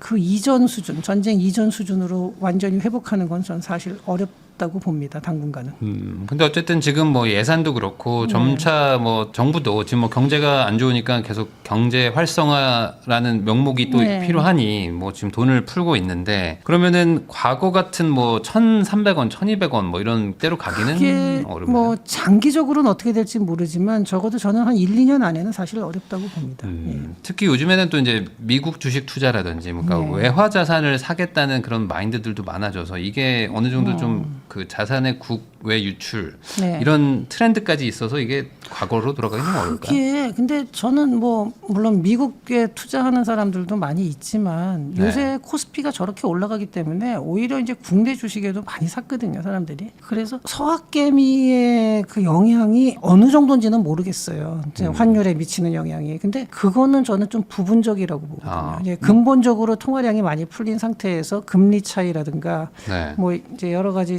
국제 정세 뭐 이런 것들이 합쳐진 게 더 크지 미국 주식을 사서 이렇게까지 갔다. 물론 영향을 주긴 주겠지만 그렇게 큰 영향은 아니라고 저는 봅니다. 그러면 어쨌든 통화량의 증가가 가장 좀 문제일 수 있다. 네, 뭐 환율에. 통화량 증가와 뭐 금리 뭐 이런 것들이. 근데 이제 많은 분들이 이제 그냥 단순하게 생각하면 네. 뭐 삼성전자가 앞으로 뭐 몇백 조를 벌고 네. 또 뭐 하이닉스랑 합치면 뭐 400조, 500조를 번다고 네. 하는데 그러면 그 달러 돈이 어쨌든 누군가 벌었으니까 이제 국내로 왜 안 들어오지? 이게 왜 환율이 왜 안 내려가지? 라는 생각에 대해서 좀 의문은 있는 것 같아요. 물론 이제 그게 들어오기도 하는데 그게 100%다 들어오는 건 아니거든요. 그냥 또 해외에 투자도 해외에 많이 계속 하고, 있고. 예, 상당히 많이 하고 또 국내에도 많이 들어오긴 들어옵니다. 근데 또 그만큼 이제 그 뭐 여러 가지로 빠져나가는 돈도 많이 있고 하다 보니까 그런데 저도 그 지금 현재 그러한 자금 흐름을 정확하게 파악하기가 어려워요. 사실은 한국은행에서도 그때 뭐 여러 가지 설명을 하곤 있는데 그런 설명이 명확하진 않고 일단은 기업들의 실적이 그렇게 좋다 하더라도 이제 보이는 거 뭐 영업이익이 뭐 수십조가 나와 막 40몇 조 네. 이렇게 나오잖아요. 그 돈이 그대로 다 우리나라로 들어오는 건 절대 아닙니다. 예. 상당 부분이 외국에 또 많이 투자가 됩니다. 그러면은 결국에는 지금 내수가 안 좋은 게 이제 네. 시청자분들한테는 이제 가장 좀 이제 네. 피부로 와닿는단 말이죠. 뭐 주변에 식당이 뭐 폐업을 하고 네. 뭐 이런 것들이 제일 걱정이실 텐데 반대로 얘기하면은 또 말씀하셨던 좀 그런 뭐 몇 가지 업종들은 네. 또 이제 중국과의 경쟁에서 또 약간 상대적 네. 우위를 겪으면서 또 영업이익률도 좀 엄청나게 나오고. 그렇죠. 예. 소위 말하는 예전에 그 많이 말했던 낙수 효과 이런 네. 것들로 인한 좀 내수의 활성화 네. 이런 걸 기대하기에는 또 좀 어렵나요? 뭐 삼성전자 지금 뭐 상여금 뭐 네. 몇 억씩 준다고 하는데 이렇게 좀 영향을 그러니까 줄 수는 없을까요? 낙수 효과가 전혀 없을 수는 없어요. 네. 분명히 있죠. 있는데 이제 과거에 비해서는 우리나라가 다국적 기업, 그러니까 이게 더 심해졌죠. 옛날보다. 그래서 그 기업이 돈을 번다고 해서 그게 다 국내로 들어오는 건 아니기도 하고 그 다음에 이제 또 하나는 이제 요즘 상황으로 봤을 때는 그쪽에서 나오는 게 이게 인력을 예전처럼 많이 투입하는 업종들이 아니거든요. 반도체 같은 경우 대표적으로 그러다 보니까 낙수 효과가 있기는 있는데 좀 적긴 하죠. 특히 네. 반도체 같은 경우. 그리고 이제 내수 침체 문제는 이런 것도 있는데 그보다 이제 더 근본적으로는 두 가지가 있어요. 그 자영업 관련돼서는요. 첫 번째는 코로나 이후에 이 이제 문화가 상당히 바뀌었어요. 외식 문화라든가 특히 회식 같은 술안 먹죠, 이제. 회식 없어지고 이런 게 사실은 자영업에는 더 큰 영향을 줬고요. 그다음에 또 하나는 가면 갈수록 온라인 거래 비중이 높아집니다. 네. 심지어는 이제는 식재료를 사는 것도 다 새벽 배송을 받고 뭐 이런 식으로 하거든요. 저도 뭐 집에서 보면은 저희 집사람도 아침마다 이렇게 뭘 받아서 맨날 박스 뜯기 네. 바쁩니다. 네. 그 제가 출근하면서 다 박스 뜯어놓고 가는데 그 냉장고에 다 챙겨놓고 갑니다. 네. 그리고 옷을 사든지 전자제품을 사든지 예전에는 나가서 사는 비중이 높았는데 이게 점점 줄어들고 있어요. 근데 네. 옷을 사러 나가서도 이렇게 보면 돌아다니고 하다 보면은 중간에 밥도 먹게 되고 뭐 이게 좀 섞여 있는데 이제 그런 것들이 상당히 많이 줄어든 거예요. 그러다 보니까 뭐 낙수 효과가 좀 줄어든 탓도 있는데 근본적으로 이런 문화가 바뀐 게 자영업에는 사실은 더 큰 영향을 주고 있죠. 그러면 우리나라의 자영업 비율이 뭐 상당히 높은 한 20%뭐 가까이 되는 걸로 좀 네. 알고 있는데 그러면 이쪽은 어찌 보면 이제 구조적 문제이기 때문에 네. 개선의 여지가 없다. 뭐 이렇게 봐야 되는 그러니까 건가요? 기존의 자영업은 좀 아무래도 조금씩 그러니까 완전히 갑자기 망하지는 않겠지만 이게 서서히 위축이 되는데 이제 뭔가 다른 형태의 자영업 뭔가 그 사람들을 밖으로 끌어낼 수 있는 다른 형태의 어떤 비즈니스 모델이 나오지 않는다면은 네. 조금씩 비중은 작아질 수밖에 없는 거죠. 그 제가 최근에 들은 걸로는 한국의 항상 그 여행 네. 수지가 항상 적자고 막 네. 이랬는데 요번에 뭐 이렇게 흑자가 됐다 네. 뭐 이런 얘기가 있더라고요. 그래서 야 이거 K 컬처 뭐 이것 네. 때문에 이제 많이들 오는 건가? 네. 뭐 이런 생각을 해봤는데 뭐 어떤 그런 서비스업이나 뭐 이제 국내 여행 뭐 이런 네. 것들로 인해서 좀 내수가 좀 살아날 가능성 뭐 이건 너무 작나요 시장이? 아주 그게 이제 국가를 끌고 갈 정도의 그 규모는 아니긴 아니고. 하죠. 근데 그래도 그 도움이 많이 됩니다. 그 자영업 입장에서는 상당히 도움이 네. 되고요. 그리고 지금 현재 이제 자영업이 점점 이렇게 과거의 그런 스타일로는 잘 안 된다 그러면은 뭔가 좀 다른 식으로 융합을 해서 이게 즐길 거리를 갖다가 찾아내야 되고 이제 약간 지금 현재 저는 틀이 바뀌고 있는 중이라고 보거든요. 그래서 네. 사람들이 아무리 온라인으로 구매를 한다 하더라도 뭔가 밖에 나가서 즐기고 싶은 것들은 있을 거예요. 이제 이런 부분들이 어떻게 어떤 모델이 나타날지 지금 상태로는 예상하기는 어렵지만 뭔가 좀 구조가 변하고 있다라는 느낌이 듭니다. 그래서 이 자영업 시장에 계신 분들도 보면은 확실히 특이하고 더 크고 이렇게 잘하는 분들은 돈을 많이 버시고 그리고 원래 동네 장사하던 분들은 뭐 많이 네. 망하고 뭐 이런 것 같아요. 요새 보면 이제 누가 이제 약간 과장된 얘기지만 그런 얘기를 해요. 오프라인에서 잘 되는 데는 올리브영하고 다이소밖에 없다 이런 말을 하는데 어쨌든 오프라인 매장들이 많이 위축이 되고 있는 와중에서도 잘 되는 데는 또 잘 되거든요. 그러니까 네. 뭔가 이렇게 사람들을 끌어낼 수 있는 새로운 형태의 모델들이 자꾸 나와야 될 겁니다. 지금 상태로는 뭐 당장 갑자기 다 사라지지는 않겠지만 조금씩 줄어들 수밖에 없는 구조입니다. 그러면 이런 상황에서 어쨌든 지금 뭐 다수를 차지하고 있는 그 이제 내수 시장에서 이제 직업을 가지고 무언가를 하고 계신 분들이 힘들다 보니까 이제 정부도 이제 뭐 당연히 이제 돈 풀고 뭐 이런 것들을 네. 하는데 그러면 당연히 이제 반대급부로 이제 부채가 또 늘어나는 거니 네. 이게 나중에는 또 이제 부채 상환이나 이자 압박이 또 올 거잖아요. 그렇죠. 네. 그러면 이건 또 어떻게 해결을 하나? 결국에 반도체에서 번 돈 가지고 갚아야 되는 건가? 뭐 이거 어떻게 해야 되는 거예요? 이게?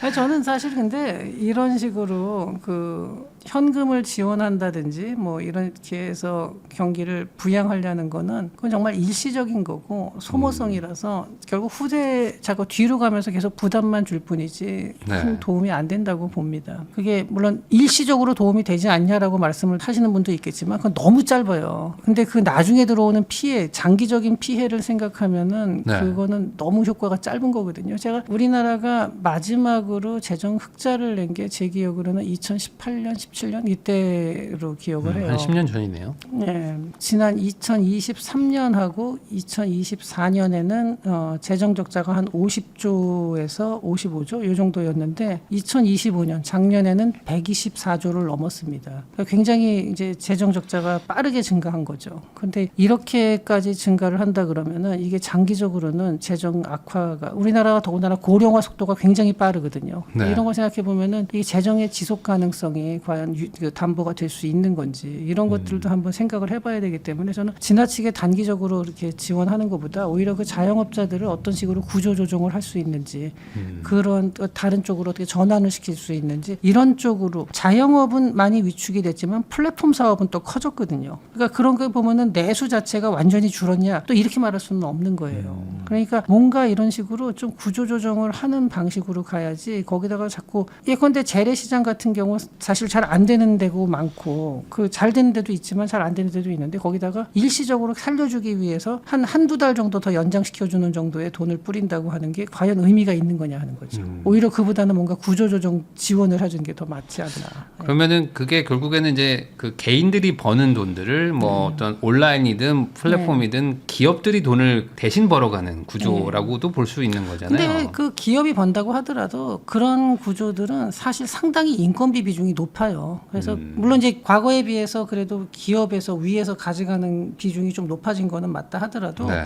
거기 이제 뭐 배달을 하건 아니면 뭐 무슨 다른 일을 하든지 간에 그와 관련돼서 보면 인건비 비중이 굉장히 높은 업종이거든요. 하긴 뭐 배달이 많아지고 택배가 네. 많아졌으니 당연히 그쪽에서는 또 신규 네. 채용을 했겠네요. 예, 그쪽도 있고. 근데 물론 이제 제가 이게 굉장히 잘못하면 오해를 받을 수 있는 얘기인데 그러니까 그쪽으로 다 전환시키면 된다. 이렇게 단순화시켜서 얘기하는 건 아닙니다. 그러니까 여러 네. 가지로 어려움이 있죠. 그래도 그 다양한 게 어려움이 있고 또 그 배달 기사분들의 또 어려움도 있고 뭐 여러 가지가 있지만 지금 현재 이 흘러가는 구조상에서 이걸 갖다가 역행을 하려는 것 자체가 과연 의미가 있겠냐. 거기다가 그게 그렇게 하고 그냥 끝나는 게 아니라 장기적으로 후세대한테 짐을 지어준다 그러면은 이거에 과연 올바른 정책인 건지 요건 네. 한번 뭐 물론 정책 담당하시는 분들도 다 고민을 한 끝에 내린 결론이긴 하지만 조금 한번 더 여러 가지 각도에서 생각을 해봐야 될 것 같습니다.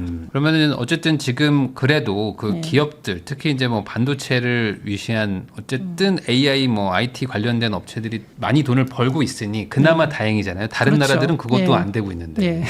그러면 이 지금 슈퍼 사이클 온다고 해가지고 뭐 주가 만을 넘어간다 이제 11,000 네. 간다 뭐 노무라 증권인가 뭐 거기서 네. 또 뭐 리포트 나온 것 같은데 이 사이클은 어쨌든 그래도 당분간 좀 가주면 좀 나을 텐데 예. 뭐 단기간 끝나는 건 아닌 거죠 이거는. 그렇죠. 예, 단기간은 아닌데 반도체 사이클은 그 뭐 예측하는 기관이 여러 군데가 있는데 저희 산업연구원에서도 그 이제 여러 가지 그 유료 네. 자료들을 검토를 합니다. 그래서 시중에 없는 자료들도 많이 보는데 반도체 사이클을 주로 어떻게 이제 예상을 하냐면은 반도체가 들어가는 기계에 교체 주기가 있어요. 네. 그리고 교체 주기가 거의 일정합니다. 예, 근데 조선 같은 경우는 그게 좀 달라질 수가 있는 게 이게 배를 갖다가 교체 주기가 뭐 예컨대 이게 뭐 10년짜리 배다 그랬을 때 막 돈이 없고 이러면요 11년 써도 돼요. 뭐 큰 문제 없어요. 근데 반도체 같은 경우는요 이렇게 되면은 시대에 뒤떨어져서 이 메모리가 안 맞고 뭐 그러잖아요. 옛날 컴퓨터 들고 그렇죠. 와서 지금 사실은 예 안 되죠. 다른 게 같이 움직이기 때문에 뭐 쓰고 있는 사용하는 게 그래서 이게 반도체 사이클 같은 거 특히 메모리 쪽은 사이클이 아주 일정해요. 네. 그래서 이렇게 가다가 이번에 사이클이 업사이클을 만났어요. 그러니까 몇 년, 한 2년 전까지만 해도 뭐 삼성전자 적자나고 막 그때 삼성전자 망한다 이런 소리 많이 나왔었어요. 네. 2년도 아니야. 한 1년 반 전만 해도 그렇죠. 뭐 삼성 망한다 이런 작년 초에 그랬습니다. 예, 그런 얘기 하던 분들 지금 어디 갔나 모르겠어요. 그랬는데 이게 이제 사이클이 올라가면서 가는데 이게 피지컬 AI를 만나면서 하나를 더 쳐줘가지고 옛날엔 이렇게 가던 게 지금은 여기 하나 올라가서 가는 거예요. 그러니까 이게 올라가는 사이클에서 하나 와가지고 완전히 슈퍼 사이클이 이거는 역사적으로 이게 쉽게 나오는 사이클이 아닙니다. 네. 그래서 이렇게 기록적인 흑자가 나온 거거든요.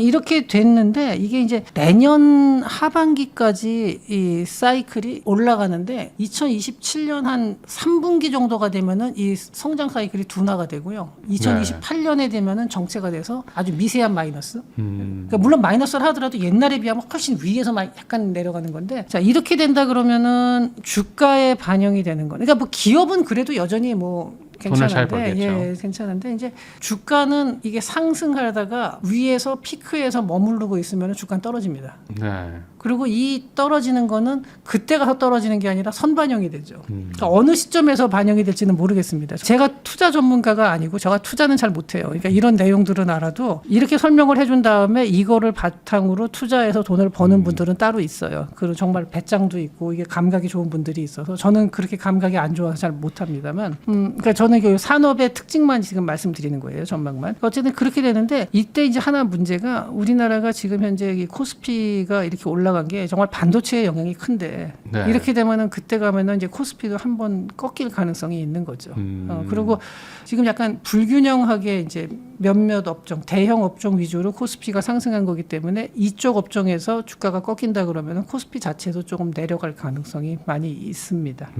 그러면 저는 반도체가 항상 그래왔는데 이게 업사이클에서는 막 서로 좋다가 다운사이클이 시작되잖아요. 그렇게 되면은 거기서 항상 치킨 게임이 나와요. 그러니까 업사이클에서 돈을 많이 벌었을 때도 계속 투자를 해요. 적자가 날 때도 계속 투자를 설비 투자를 해야 되는 게 바로 그런 거고 삼성전자 같은 경우는 그걸 잘 해온 기업이죠. SK 하이닉스도 마찬가지고 불황일 때 이렇게 내려가 있을 때도 투자를 계속하면서 올라갈 사이클을 대비하고 그러면서 상대방을 갖다가 누르고 간 거죠. 그래서 이제 다른 나라에 비해서 이 혜택을 더 많이 누린 거거든요. 근데 지금 상태에서 그래서 저는 뭐 돈을 이제 이익이 많이 났다고 해서 이거를 성과급이 당연히 필요한데 이제 어느 선이냐 뭐 이런 거는 좀 한번 생각을 해봐야 되고요. 네. 나중에 좋을 때만 보면 안 되고 또 안 네. 좋을 때도 온다고. 항상 사이클이 네. 있기 때문에요. 이번엔 네. 사이클이 아예 이제 벗어나서 네. 완전히 이제 새로운 시대로 간다. 이제 계속 이제 우상향하는 수요가 나올 것이다. AI가 더 폭발적으로 발전한다. 뭐 이런 얘기들도 있는데 그러니까 그럴 가능성을 그렇게... 배제할 수는 없어요. 그러니까 피지컬 AI가 어느 시점에 또 나와서 새로운 완전히 그냥 지금 생각했던 것보다 엄청나게 많은 수요를 또 터트려 준다 그러면은 이게 그냥 계속 갈 수도 있는 건데 지금 근데 그거를 예측을 하고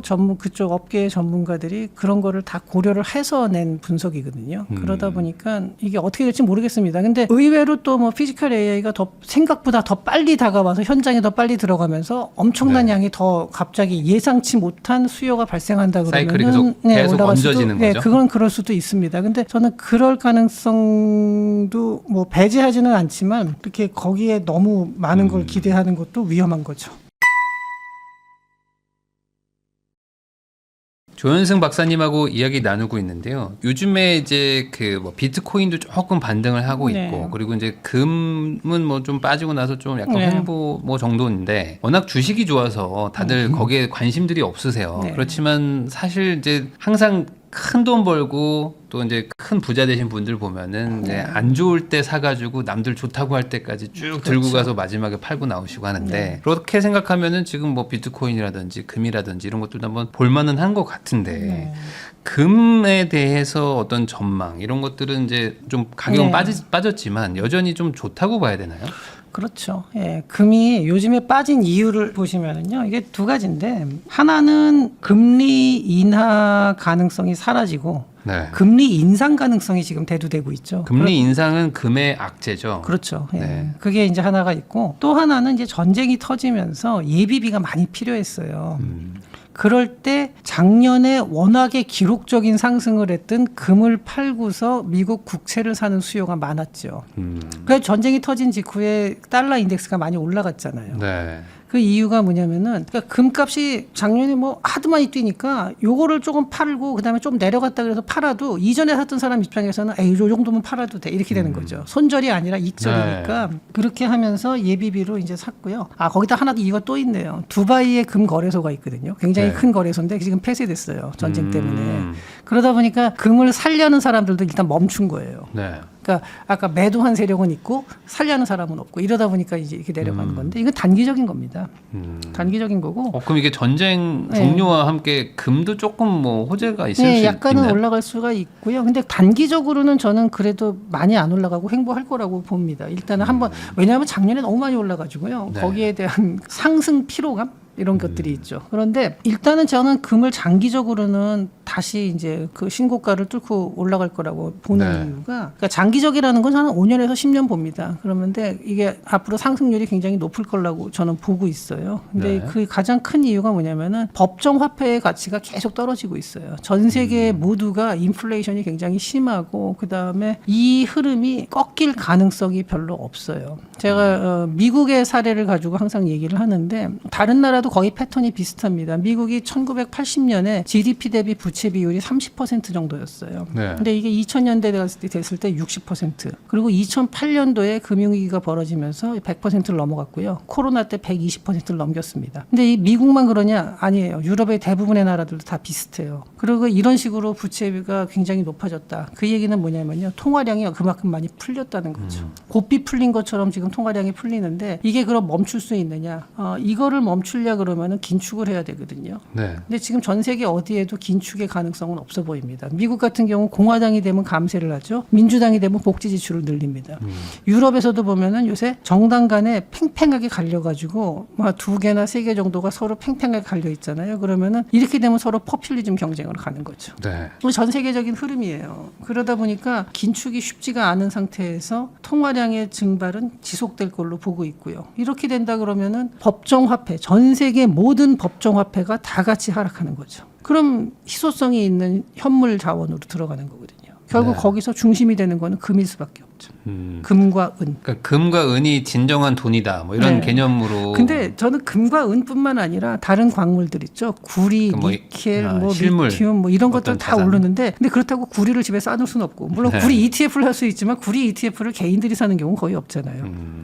그런 게 있고요. 그러한 측면에서 봤을 때 과거 같은 뭐 근본위제도 아니고 지금이 그렇다고 해서 중앙은행의 독립성이 확실해가지고 막 그 예전에 레이건 대통령 시절에 폴 볼커처럼 막 금리 20%까지 올리고 이런 행동은 못해요 이제는. 그러니까 그런 거를 보면은 저는 좀 지금 상황에서는 법정 화폐의 가치는 앞으로도 계속 떨어질 거라고 생각하고요. 그걸 기준으로서 나머지 현물의 가치를 한번 생각해 보시면 될 겁니다. 근데 이제 결국에 이제 모든 나라들이 그렇게 돈을 풀고 있는 이유가 네. 결국에는 이제 그 시한폭탄이 터지는 걸 계속 뒤로 미루고 있는 그렇죠. 거라고 볼 수 네. 있잖아요. 네. 근데 그걸 계속 미뤄왔잖아요. 또 네. 뭐 중간에 한번 뭐 금융위기도 네. 왔지만. 그래서 금 투자하시는 분들이 이제 뭐 만약에 잘못되면 꽤 오랜 기간 횡보를 하는 경우들도 있으니 네.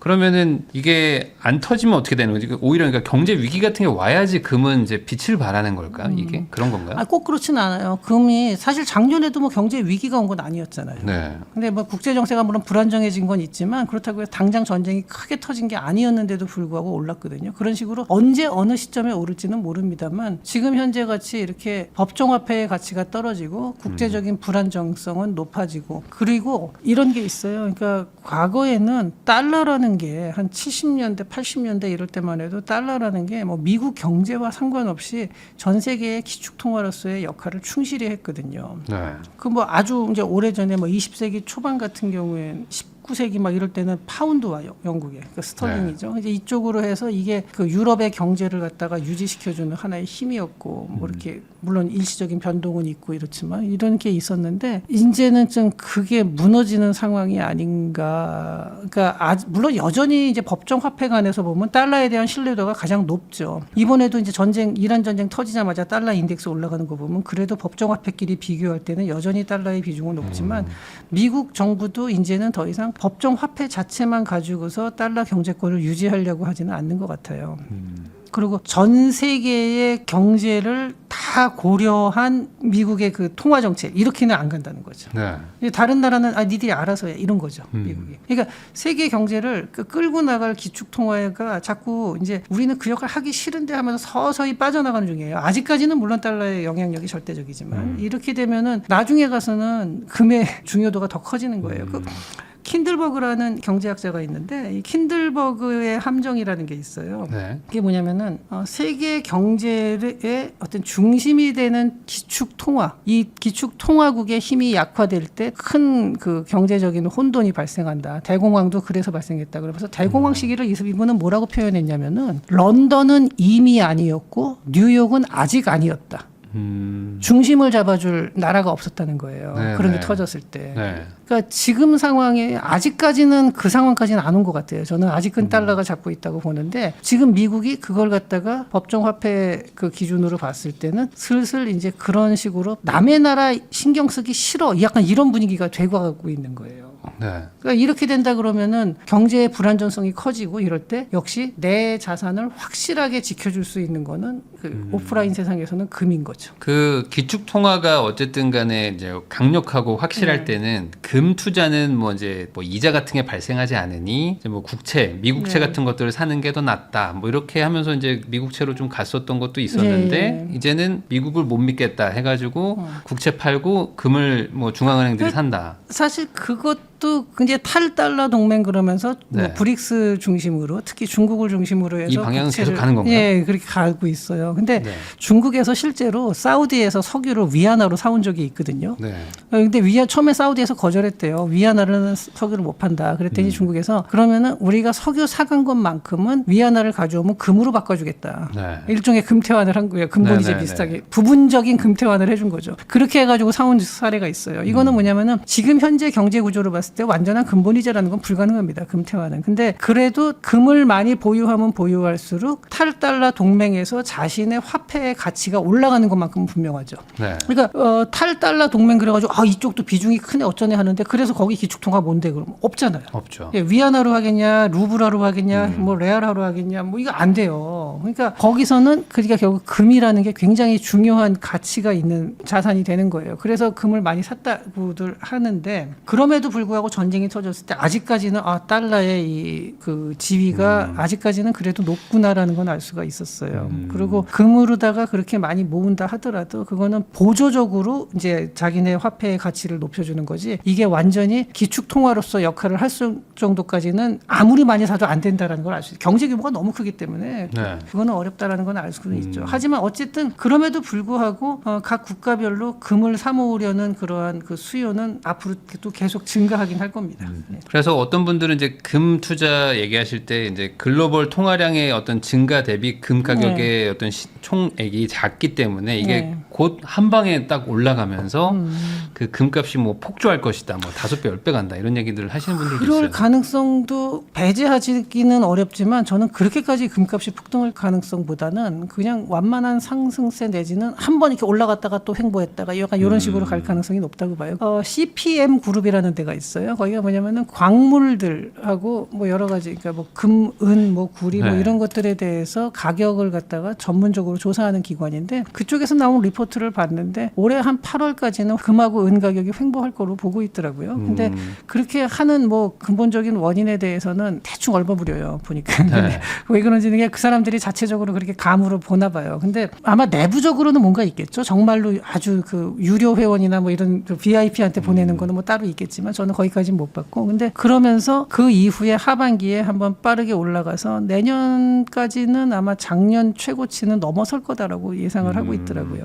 그렇게 따지면은 은이 오히려 더 좀 네. 뭐 변동성도 크지만 반대로 또 상승폭도 클 수 있으니 은이 낫다라고 하는 경우도 있는데 어떻게 보세요? 그 두 가지 측면에서 봐야 되는데요. 하나는 금하고 은 같은 경우는요. 수요가 크게 두 가지로 갈려요. 하나는 그 실사용 수요하고 저장 수요죠. 있죠. 가치 저장 수요. 근데 실사용 수요라는 거는 공업용하고 귀금속 이 두 가지가 되고 그다음에 저장 수요라는 건 글자 그대로 금괴 같은 거 쌓아놓는 네. 거예요. 근데 생각해 보면은 이 귀금속으로 뭐 반지나 귀걸이 같은 게 있다 하더라도 이게 정확하게 실사용인지 아니면은 저장 수요인지는 사실은 딱 자르기는 어렵긴 하지만 일단은 그거는 실사용으로 봅니다. 네. 작년 재작년 동안 금의 실수요는 사실상 증가하지 않았어요. 그럼 금값이 그렇게 뛴 건 뭐냐? 다 저장 가치예요. 네. 은은 실사용 수요는 계속 올라가요. 왜냐하면은 이게 뭐 태양광 패널에도 들어가고 풍력에도 들어가고 앞으로 공업용으로 굉장히 은은 사용도가 계속해서 증가하고 있어요.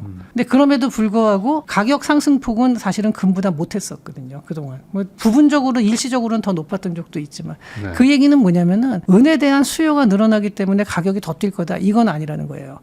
저장 가치가 절대적이에요. 금하고 은의 가격을 결정하는 데 있어서는 실질 수요보다는 이건 어디까지나 저장 가치를 사람들이 어떻게 보느냐예요. 그래서 뭐 그런 얘기를 해요. 비트코인은 뭐 실질 뭐 가치가 전혀 없고 금은 현물이 있지 않냐 그러는데 그러면은 금값에도 현물이 있는지 한번 보세요. 금값도 그냥 단순한 저장 가치일 뿐이에요. 그러니까 그렇게 본다 그러면은 물론 은하고 금하고 어느 쪽이 좋다라고 제가 단정하는 건 아닌데 은이 실질 수요가 더 빠르게 올라가니까 금보다 더 빠르게 올라갈 거다. 요 논리 자체는 사실은 좀 잘 안 맞는다는 거죠. 제가 알기로는 그 네. 2차 세계대전이 터지고 나서 유럽에 있는 금이 대부분 이제 미국으로 네. 넘어가면서 사실상 이제 미국이 금을 많이 가지고 있으면서 이제 네. 기축통화화가 됐다. 그러면은 지금 미국도 금도 이제 다른 나라들 계속 막 사고 있고 그리고 이제 달러의 기반도 흔들린다면은 미국이 뭐 스테이블 코인이든 뭐든 비트코인을 기반으로 한 기축통화로 다시 한번 좀 네. 가겠다. 뭐 미래는 AI 시대니까 네. 비트코인을 많이 확보하면은 이제 금을 많이 확보한 것처럼 똑같이 갈 수 있지 않냐. 뭐 이런 얘기들로 비트코인이 좋다고 말하시는 분들도 있거든요.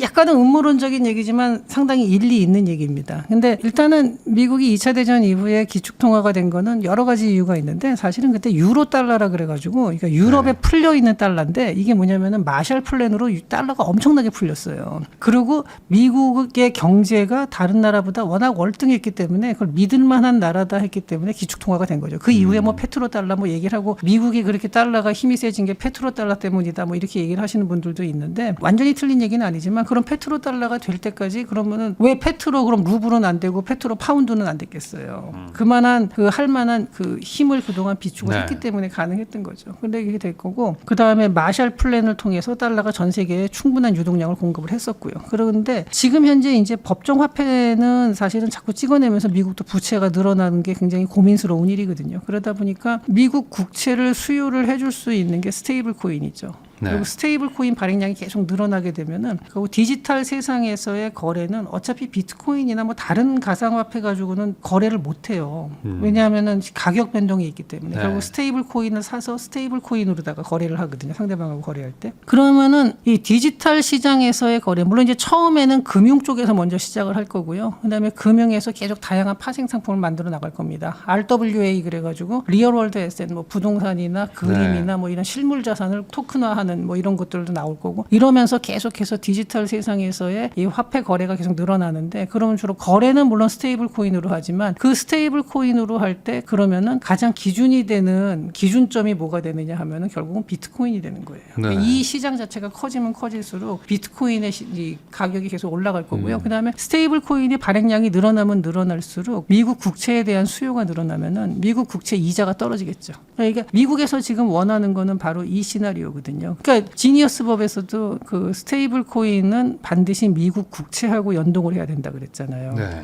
그러니까 스테이블 코인의 발행량이 계속 늘어나면 늘어날수록 미국 국채를 계속 사주는 거예요. 중국에서 미국 국채를 안 사준다 그래도 스테이블 코인을 통해서 그걸 갖다 충분히 상쇄하고 남을 만큼 앞으로는 점점 커질 수 있다라는 거죠. 그러면은 미국 국채 이자가 떨어지면은 그만큼 부담이 줄어드는 거고 또 하나는 미국이 이제 비트코인을 비축을 하게 되면은 이 비트코인의 가격이 상승을 하면 지금은 전략적 비축 자산이라고 그냥 선언적인 말만 했는데 이걸 만약에 사모으기 시작해서 그러니까 연준에 이 부채 어카운트에다가 집어넣는다 그러면은요. 그러니까 통화량을 발행할 때 국채를 발행한 다음에 화폐를 이제 발행을 하잖아요. 네. 그러니까 국채를 발행한 것만큼 그 다음에 이제 통화를 발행을 네. 하는데 이 항목에 국채뿐만이 아니라 뭐 금도 있고 몇 가지가 있어요. 네. 근데 아직까지는 비트코인은 여기에 안 들어가 있는데 이쪽에 네. 집어넣는다 그러면요. 비트코인 가격이 올라가면은 국채를 발행하지 않고도 올라간 부분만큼 통화를 발행할 수가 있는 거죠. 거죠. 그러니까 이런 식으로도 이제 충분히 가능하고 이거를 위해서 그러면은 401k 연금 같은 게 비트코인을 매입하기 시작해서 가격을 부스트해 준다 그러면은 미국은 국채를 발행하지 않고서도 통화를 계속 발행할 수가 있는 거예요. 네. 어쨌든 그 연준의 네. 자산이 계속 네, 늘어나니까 그렇죠. 통화를 네. 발행할 수 있는 거죠. 요거는 이제 미국 국내 문제고 그럼 전 세계적으로 지금 스테이블 코인이 뭐가 쓰이겠냐? 전 세계에서 쓰일 스테이블 코인은 결국은 USDC하고 US 테더예요. 달러 기반이겠죠. 예, 다 달러 기반이에요. 그러니까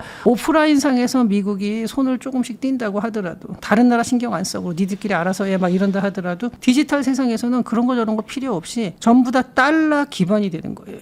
그래서 달러 경제가 약해진다. 달러의 위상이 예전보다 조금씩 내려갈 수는 있다 하더라도 아직까지는 뭐 그런 조짐도 잘 안 보이지만 조금씩 내려간다 하더라도 달러 경제권이라는 것 자체는 더 커지는 거죠. 그리고 이렇게 이제 미국이 노리는 거는 이제 이런 거죠. 그렇기 때문에 저는 비트코인 같은 경우는 앞으로도 가격이 계속 올라가면 올라갈지 단기적인 변동은 많아요. 정말 작년 10월에서 이번에 초반에 네. 올 초에 떨어질 때 보면은 정말 무섭게 떨어지긴 했는데 하지만 아직까지는 비트코인이라는 것 자체가 시장에서 완전히 성숙한 시장이 아닌 거거든요. 이게 이제 완전히 성숙한 시장이 되면서 간다 그러면은 이 완전히 성숙한 시장이라는 건 뭐냐면은 연기금이 들어오고 정말 증권 일반적인 뭐 다른 주식들처럼 그러한 정도의 그 주식 시장만큼 뭐 나스닥이나 뭐 이런 네, 전 국가적인 신뢰를 얻으면 네, 이런 식의 이제 대규모 시장이 된다 그래서 기관들이 지금보다 훨씬 더 많이 들어오고 미국 연금까지 들어온다 그러면은 지금보다는 훨씬 더 높은 가격에서 거래가 될 거고 그때 가면은 변동폭도 지금보다는 많이 줄어들 가능성이 높습니다. 금을 대체하는 건 아니고 금도 오르고 비트코인도 오르는 그러니까 통화량이 너무 많으니까 그렇죠. 둘 다 올라가는 네, 그러니까 그런 서로 건가요? 다른 영역에서 중심적인 역할을 하겠죠. 금을 대체한다기보다는 그냥 네. 금, 은, 비트코인 뭐 이렇게 세 가지가 생긴다 뭐 이렇게도 봐야 되는 그러니까 건가요? 금은뿐만이 아니라 저는 뭐 모든 광물, 현물이나 뭐 이런 것도 다 들어가는 거고요. 어쨌든 법정 화폐가 지금 떨어진다라는 그 큰 흐름을 생각하시면 될 거예요. 돈의 그럼 가치는 떨어지니까. 예, 그러면은 나머지는 올라가는 건데 희소성이 있어야 되거든요. 근데 네. 가상화폐 중에서도 다른 거는 희소성이 상대적으로 비트코인보다는 약하죠. 비트코인은 정말 희소 딱 끝나잖아요. 네. 2,100만 개로. 하지만 다른 거는 어찌됐든 상황에 따라서 또 발행이 더 될 수가 있고 계속 이게 돼요. 그리고 금하고 은 같은 경우도 물론 이제 채굴 기술이 아주 좋아지면은 뭐 더 깊은 데서도 채굴할 수 있고 이럴런지는 모르겠지만 지금 상태로는 어쨌든 그 새로 채굴되는 양이라는 게 굉장히 제한적인 거고요. 네네. 그런 의미에서는 이제 수요는 늘어날 수 있는데 네. 공급이 제한돼 있는 전 글로벌적인 어떤 그렇죠. 예. 그 무언가 예. 그게 뭐 금, 은이 가장 뭐 익숙한 거고 비트코인도 그래서 그게 된다. 법정 화폐를 가지고 있다라는 것 자체가 있잖아요. 내가 가지고 있는 화폐가 갑자기 확 사라지고 뭐 쫄딱 망할 리는 없는데 서서히 이게 이 양이 줄어드는 거예요, 자산이. 우리나라가 지금 어쨌든 환율이 계속 올라가고는 있거든요. 예. 그게 지금 말씀하셨던 딱 그런 상황이라고도 볼 수 있는 거죠, 이게. 그 어떤 약간 그런 면도 있죠. 예. 그러니까 그렇다고 생각하면 이제 국가적으로는 이제 환율이 좀 안정화가 되면 좋겠지만 이제 개인 입장에서는 대응을 하려고 그러면은 이 상황에서는 원화보다는 원화가 아닌 그 무언가 다른 거 차라리 뭐 달러라든지 뭐 이런 걸 가지고 있는 게 좀 나은 걸까요? 저는 근데 항상 이런 생각은 해요. 그 이런 거를 얘기할 때 그래도 예비로 쓸 돈은 반드시 가지고 있어야 돼요. 네. 그러니까 이런 게 있어요.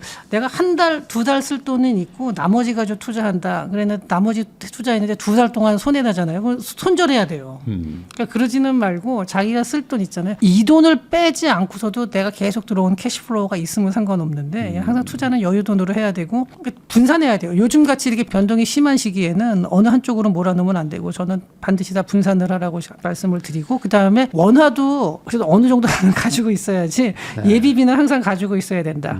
그리고 캐시플로우를 유지하면서 남는 돈 가지고 투자해라. 레버리지 투자는 요즘 같이 이렇게 변동성이 심한 상태에서 물론 변동성이 심한 상태에서는 레버리지 투자라면은 더 큰 이익을 볼 수도 있어요. 그렇죠. 그런데 정말로 그걸 내가 할 자신이 있는 분을 하셔도 좋은데 과연 그 개인 입장에서 기관들을 이길 수 있는지 그 정도 자신 있는 분들은 레버리지 투자도 해도 되지만 저는 절대 안 할 겁니다. 그렇게. 왜냐면 제 주변에는 그냥 모든 그 급여든 뭐든 다 그냥 우선 달러로 바꿔놓는 분이 있어요. 아 근데 그거 그리고 몰라요. 필요하면 뭐 다시 환전해서 예, 쓴다고. 뭐 그거는 뭐 손해가 나더라도 그 달러 같은 경우는 뭐 손해가 나봤자 조금이고 요즘 같은 경우는 좀 이득을 보셨겠네요. 그러니까 그런 분들은. 그렇게 뭐 한 네. 3, 4년씩 계속 해놓으니까 나쁘진 않다고 네, 오히려. 그럴 수는 있는데 근데 그것도 어느 시점에서 또 흐름이 바뀔지는 모르는 거거든요. 그리고 또 일시적으로는 그게 또 손해가 되기도 하고 이익이 되기도 하고 왔다 갔다 하는데 그거는 개인이 선택할 문제이고 저는 그냥 제가 투자 전문가가 아니라서 그냥 네네. 원론적인 얘기만 말씀만 드리겠습니다. 저는 그냥 네. 분산 투자. 분산 투자는 예, 뭐 항상 옳다. 네. 그리고 레버리지 투자는 요즘같이 변동성이 심한 상황에서 저는 가급적이면 자제해요. 예. 그러면 한 6개월에서 1년 내에 네. 뭐 미국 부채가 뭐 정말 크게 뭐 위기를 막 불러 일으킨다거나 뭐 그럴 일은 없겠죠 지금? 저는 그 6개월 내에 뭐 그렇게 큰 위기는 네, 뭐 네, 없을 거로 봅니다. 어떤 뭐 그 미국발 어떤 뭐 위기 뭐 이런 것들은 딱히 지금은 그냥 금리 인상 정도가 조금 네. 충격을 줄 수 있을 것 같고요. 그거 외에는 그렇게 뭐 심각한 위기는 없을 거로 어쨌든 봅니다. 당장 뭐 AI 뭐 반도체 관련된 투자가 뭐 네. 갑자기 중단되거나 그럴 그럴 가능성은 거의 없기 없죠. 때문에 네. 지금 이 어떤 기조가 당분간은 이어지니까 네. 요 안에서 잘 분산 투자해서 네. 돈을 좀 벌면 좋겠다. 네. 이렇게 좀 정리하면 좋을 것 같습니다. 지금까지 산업연구원의 조현승 박사님 모시고 중동 정세부터 뭐 중국, 한국 그리고 이제 자산 시장까지 폭넓게 이야기를 나눠봤고요. 요 내용들 참고하셔가지고 좋은 선택들 하시기를 바라면서 저도 박사님하고 인사 나누도록 하겠습니다. 오늘 귀한 시간 내주셔서 감사합니다. 네, 감사합니다.